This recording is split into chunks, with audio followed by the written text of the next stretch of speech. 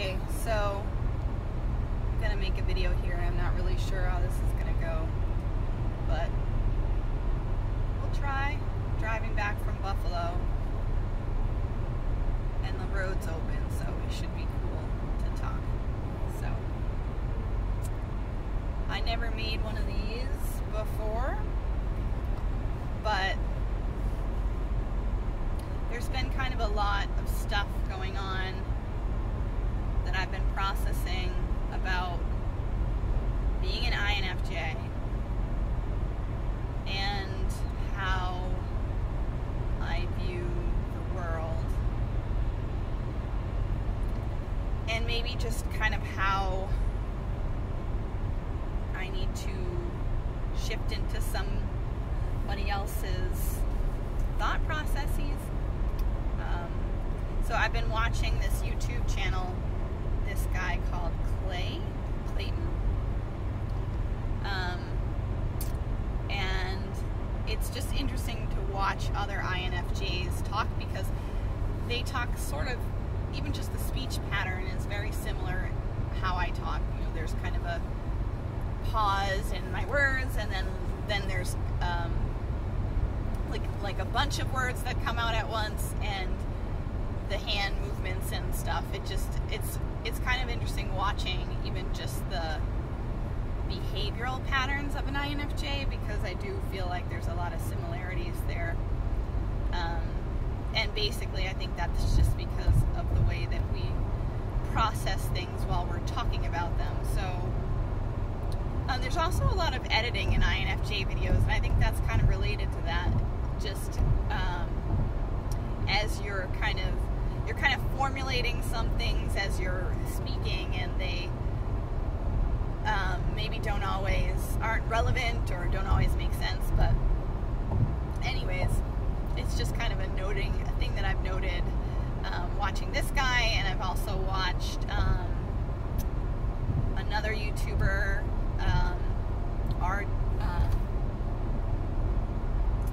Frank James, FJ, and then another one, a woman called Boomshika, and all of us have the same kind of way of speaking, which is interesting. But so one of the videos that I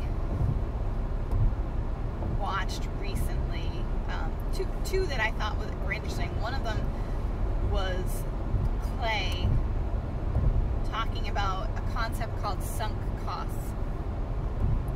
And this kind of has been percolating through my brain a lot lately, as I consider how to make decisions in my life. So basically, sunk costs, to summarize, he does a much better job in explaining it, but it's human nature to spend more time or value something more that you've spent quite a bit of time on. So one of the examples he uses is a sweater. So like, say you've knitted a sweater and you spent, like, you know, I don't know, 6 weeks knitting this sweater, but at the end it's really ugly, and nothing you would ever purchase or, you know, want in your life.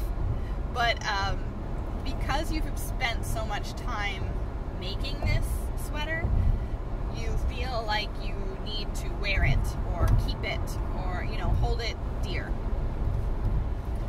And he speaks quite a bit about this, but basically towards the, you know, kind of end of the video, he relates it to relationships, and how you're more likely to stay in a relationship that you have invested years and time and effort in than a relationship that you have, you know, a newer relationship that you haven't spent a lot of time in. And I do think this is very true. So getting into some kind of personal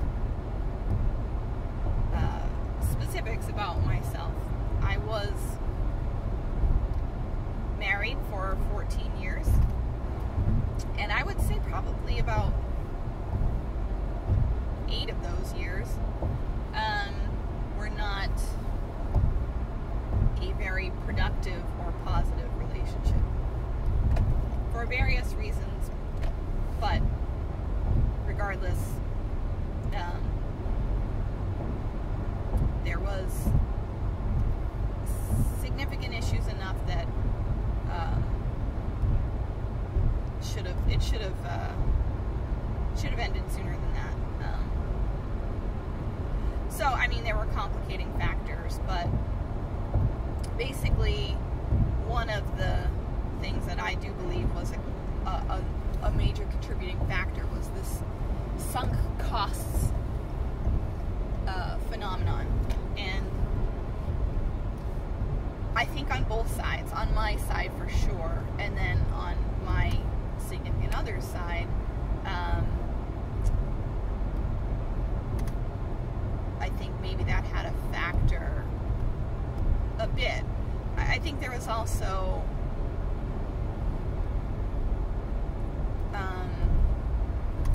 resistance to change, more on my significant other side than mine, but because I think INFJs in general just aren't really that adverse to change if they know that it's going to be, you know, kind of like a positive thing, like a growth thing. So the other video that I was watching from the same person was a bit about the INFJ door slam. And you know, I think a lot of people, a lot of INFJs have trouble with this term door slam, because it sounds like it's some kind of abrupt thing that occurs where, you know, in my experience, and you know, as other INFJs explain it, it's not really an abrupt phenomenon. It's a, you know, it involves using the TI function, and there's logic in it, and it isn't an abrupt rush decision. However, I think other people can see it like this, and Clay does point this out in his video, because when an INFJ does make a decision, there's very little chance that that decision is going to be reversed. And I mean, that's like a judging function, so, you know, like, that's the point, you know, like, so I think a perceiver might be a little bit more flexible when they come to, you know, when they process information and come to conclusions, and may think, you know, maybe things can change, or maybe there's another option, but the whole point of people with judging functions is to use the other slots to come to some kind of conclusion, and so INFJs really do use that feelings function. Well, they use all of the introverted intuition. They take in information, you know, the FE to like kind of feel out, you know, how this information, you know, what's going on, how other people are feeling about this, and then the TI to know, you know, logically how to move forward. And once that all is processed and reached, there's very little reversing that decision. So related to this, I believe that INFJs in general, like as a whole, because of our FE being so strong, we don't often communicate when our boundaries have been crossed. But I don't believe that we forget them. I don't particularly believe that INFJs are more forgiving than other types. I just don't see that.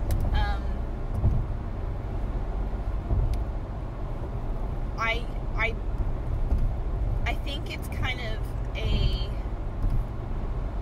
responsibility of INFJs to understand that your extroverted feeling is very strong, and so you don't want to cause disharmony.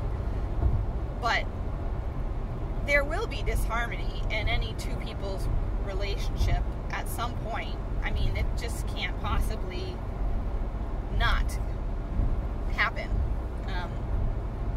So I know in my case, and I believe this happens with other INFJs, particularly ones that maybe haven't had something like this happen where a relationship has ended because their boundaries have been crossed so many times, but or maybe they didn't understand that was what was happening. But anyways, I think it's the responsibility of an INFJ to communicate when their boundaries have been crossed. It's good to not, to try to find somebody that isn't going to push your boundaries so much, that is going to maybe, understand that that it could cause significant distress, but it's important for INFJs to communicate that their boundaries are being crossed, or to communicate their boundaries. And I think that INFJs are, something that is underdeveloped in most of them, and it takes a lot of self-awareness to set those. So I think that going back to his video about the door slam is that a lot of times what happens is that, it's not that we don't have the boundaries. We do have boundaries. It's just that we don't communicate them, and we don't express when they've been crossed. But I don't think that it's that we don't have them. And so what happens is that you have a boundary and it gets crossed, and you don't communicate it, that it was crossed, and express the reasons why it was crossed, or express that you are significantly unhappy that it was crossed in a way that makes sense to the other person. And I think if you're dealing with not an FE person, you're going to have a little bit more challenges, and I did have challenges with dealing with somebody that had no FE in their functional stack, and so they were just going based on what logically made sense to them, and that's a challenge. So communicating your boundaries in a way that it's like, this is a boundary, it would apply to you, it would apply to anybody, is something that Clay talked about, and I think that's how you have to communicate it, particularly to somebody that doesn't have any FE anywhere around. What can happen is that in this door slam, those boundaries are crossed, and FE isn't recognized, your feelings aren't recognized, not about what happened, and not about the boundary crossing. And because you want to have harmony, you kind of just move forward, but I don't think that INFJs are really good at letting go of that. They kind of note it, that happened. Maybe not the specifics of how it happened, but definitely the feelings surrounding that occurrence. Because, I don't know about you guys, but my memory is just terrible with specifics. But I'll remember where the person was standing, and what their facial expressions looked like, and how I felt, but I won't remember exactly the words that were used. So anyways, so then what happens is it happens again. it may be the same kind of situation, it may be like, you know, a different kind of situation, but and if you're not a developed INFJ, which I know, you know, it took me quite a while to understand this, you know, dynamic, and I had to do a lot of research on INFJs to really understand it. But this happens like multiple times, you know, with, you know, this person that you're struggling with, and then you kind of, you know, just kind of come to realization at some point when you've or maybe finally you do communicate your boundaries. Maybe you finally get to the point where you do communicate them, and what happens is the person is like, what are you talking about? This has never been a problem. And maybe they're so used to you, you know, accommodating all of their boundary crossing and you trying to like fix things that, you know, that at this point you seem irrational about your requests,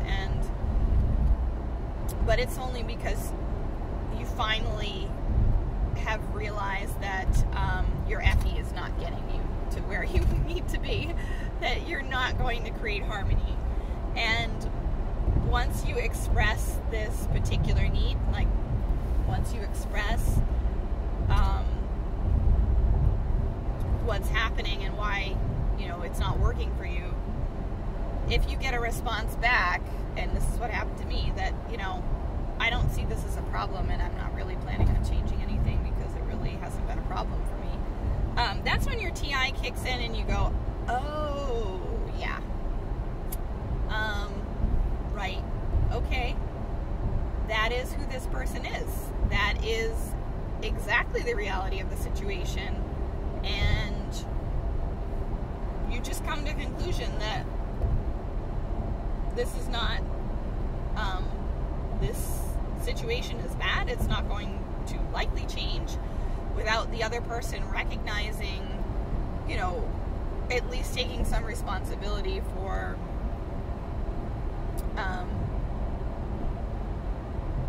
what has gotten you to this point. And that's when most INFJs are like, oh, done. I'm just like, there's no real point in working on this anymore.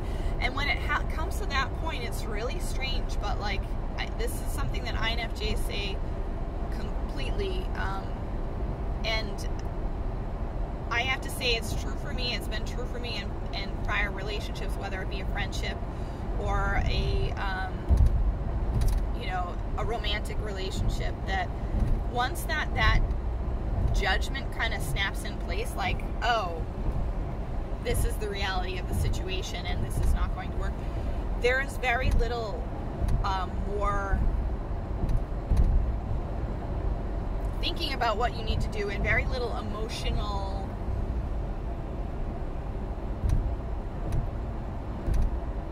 connection or like emotional response as to how you move forward. You just understand what the path is moving forward and you just step right into it. And so when an INFJ gets to that point, that's what people call the door slam. But honestly, I don't really see it as a door slam. I see it as an INFJ opening another door and just moving that way. And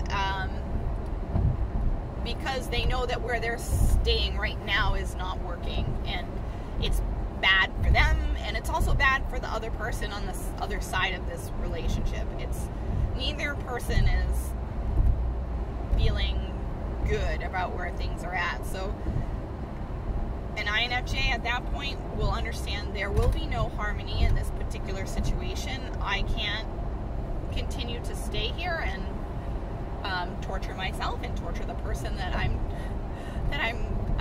interacting with here, and you just whoop, and there's no looking back. It's just like, this is what I need to do. But what Clay said in his post was that to everybody else it seems very rushed and very irrational and hasty. But honestly, to the INFJ, it's never that. And in my case, it wasn't. In my case, it was 8 years of, around 8 years of trying to figure out how I could make something better. And I was just like a completely anxious person because I was with somebody that I couldn't get on the same page with. And I would have moments of peace, but only when I really disconnected myself from that, from working on that particular relationship. And it should have been really clear to me that that was what needed to happen, but I don't know, it took me a long time to get to that point. So in my case, I don't feel it was abrupt, but in other people's it was. And so when I moved forward and I started thinking about how I wanted to live my life, I moved out. I moved into a new house, and within a very short amount of time, I was looking for connection with another person. So to my past, to my previous significant other, I think it was all very rushed and irrational, and unfortunately that was something that this person communicated to the people in his life.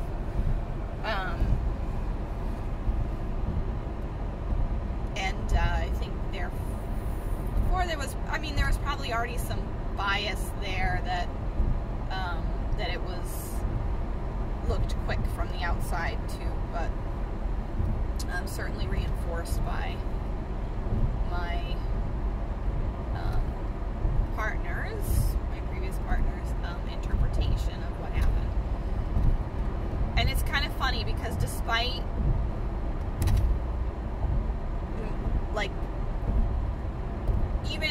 INFJs don't really like to break things down and walk things through step by step.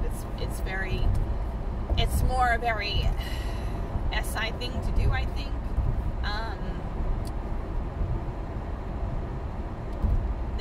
And I think it's just tiresome for most people with intuitive function to kind of go through something step by step when it seems very clear.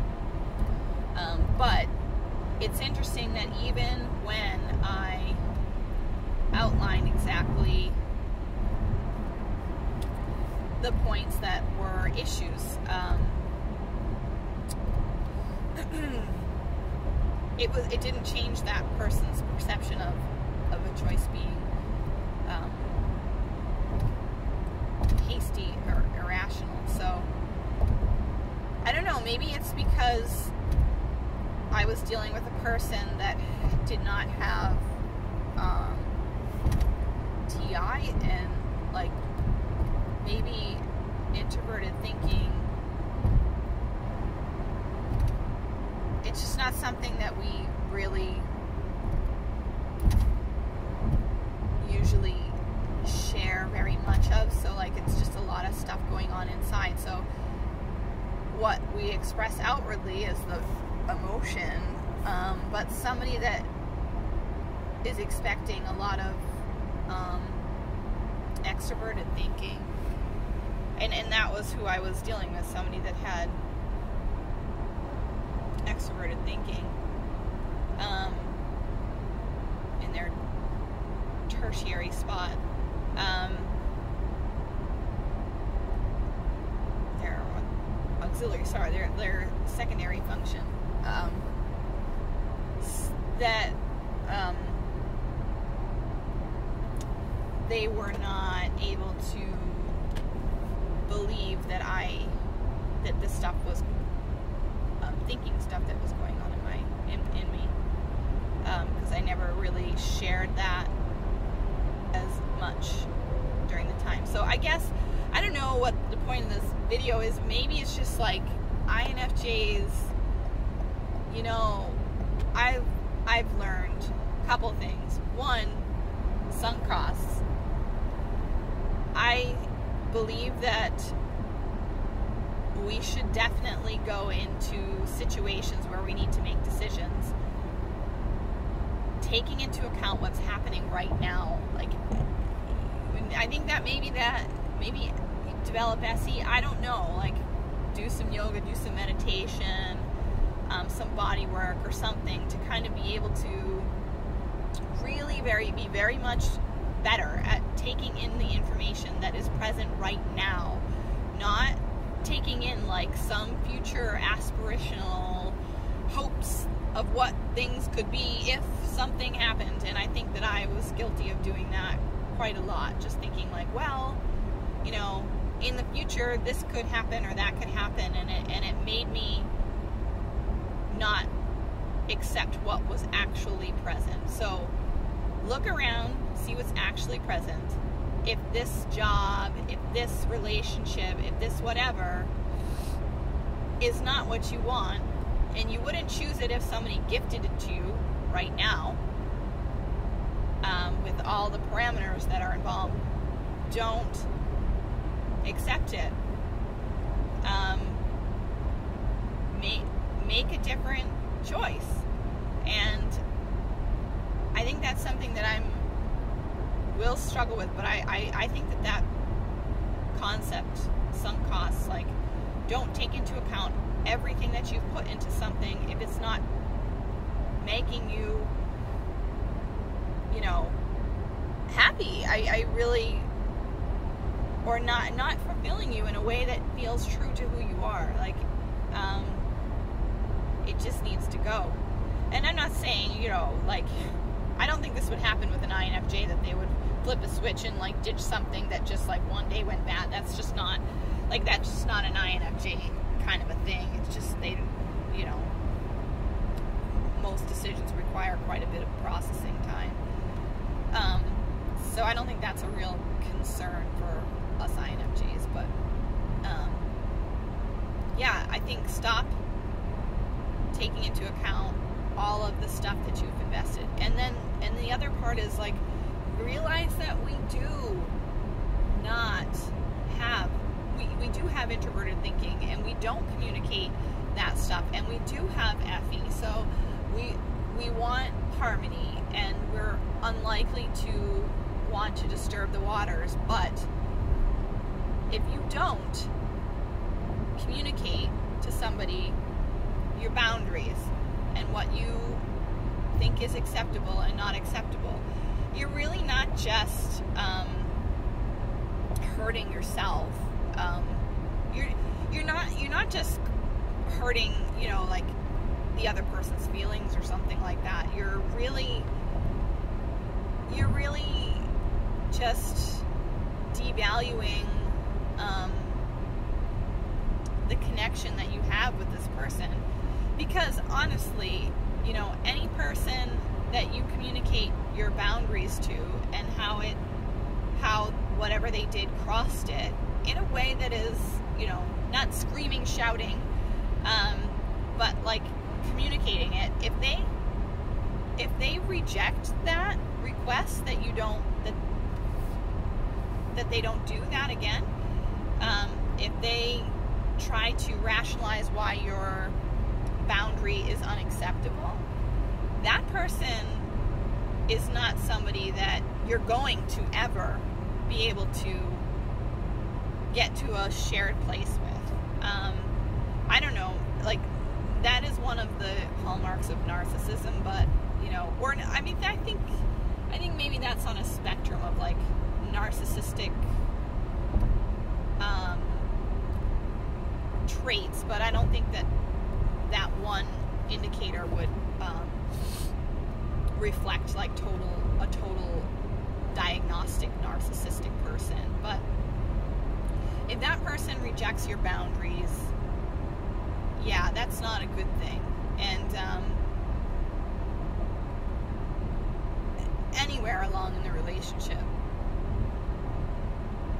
And I think that's something that I've learned and something that I've brought forward to my new relationships, is that I'm much more willing to express when I believe somebody is stepping over and into my territory, and it feels really scary and new, and I feel like I'm being aggressive when I do it. But it's surprising to me the people that are like, oh, yeah, I totally see how that happened. Like, let's come to some agreement on how we can move forward with this. Like, that has been my experience, actually, with most people. After me just training myself to do this. And, you know, granted, there are always going to be some people in your life that, you know, are always going to be pushing those, but I'm trying to see this now, you know, those people as an opportunity for practice, for boundary setting, because you know that those people, I mean, there are people in your life that are going to do this over and over again, and particularly if they're relatives of yours, like your mother. That's kind of one for daughters often, you know. I mean, I guess sons, there are sons too that do it. And I think maybe INFJ is more susceptible to parental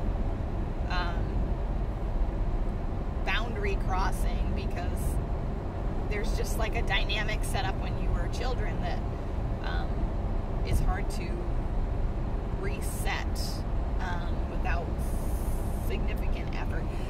You know, like consistent re-education of the parental figure. Anyways,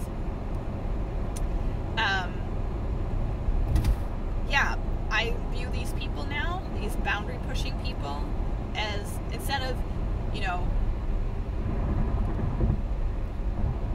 cutting them out of my life or like really, you know, rejecting them, being conscious, one, of how much exposure that I allow to them. If I'm in a place where I don't feel like I'm strong enough to set my boundaries, to know that I really shouldn't be around that person because they're going to push the boundaries. But when I do feel like I'm in a good centered place, that I can allow them to be around, and then I understand this is practice time for me, to be able to assert my boundaries. And I just see these people as that now, as like self-growth development tools. And maybe that's kind of a messed up way of looking at people that are in your life that care about you, that, like, I mean, they do care about you, but like kind of in the wrong or control-y way. So that is just kind of how I looking at things now, and I just think that those videos were pretty helpful. So it's just kind of my perspective and my advice on as an INFJ, how I've looked at these things. So anyways, take it as you will. I don't know if there's somebody out there that struggles with the same kinds of things, but it's certainly been, I'm 41 years old right now, and I think I've struggled with boundaries and investing too much in relationships for my entire life. So maybe it can save somebody from you know, maybe one of my decisions that maybe weren't so aligned with where I need to be as a person. So anyways,